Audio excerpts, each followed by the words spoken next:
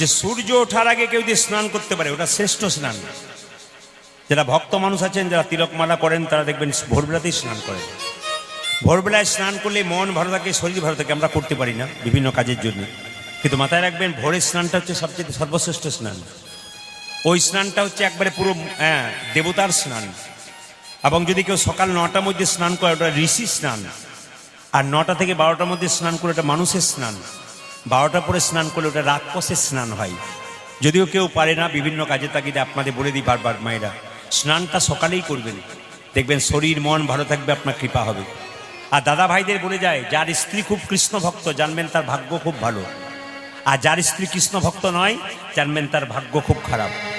আমি যখন কীর্তন করতে আসছিলাম, একজনের স্ত্রী পাঁচিরে বসে দিব্যি মোবাইল দেখছে, কীর্তনিয়া পেরোচ্ছে না কীর্তন হচ্ছে, ওর ভাগ্য খুব খারাপ। কেন বলুন তো?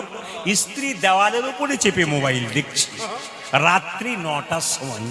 তাহলে যিনি দেখছেন তিনি এসেছেন, ভাবছেন আমাকে দেখতে পেয়েছে না, দেখি বলেই তো বলি, যা দেখবো তাই বলবো।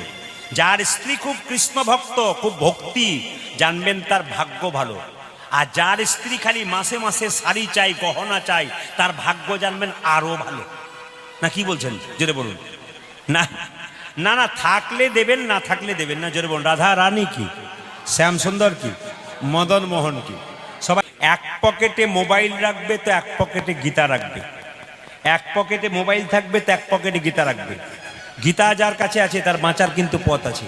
এই জন্য বারবার বলবো, গীতা আপনার রাখবেন। বাচ্চা ছেলে স্কুলে যাচ্ছে, ব্যাগের ভেতরে গীতা ভরে দেবেন।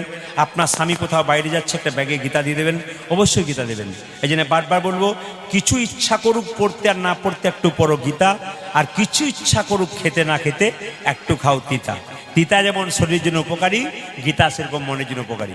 আচ্ছা মায়েরা, ভাবে মায়েরা যখন প্রদীপ জ্বালান বাড়িতে, প্রদীপটা শেষবারে যখন নিভে যায় তখন দেখবেন দপ করে জ্বলে উঠে। জোরে বলুন হ্যাঁ না? অহংকারী ব্যক্তি অহংকার করতে করতে যখন সব শেষ হয়ে যায়, শেষে দেখবেন দপ করে একদিন হঠাৎ করে নিভে যায়। তাই বারবার বলবো, অহংকার যেন না হয়। মুকুন্দ সরকার চিকিৎসা করতে করতে তার অহংকার হয়ে গেছে, সে মনে মনে ভাবছে আমি সবচাইতে বড় চিকিৎসক।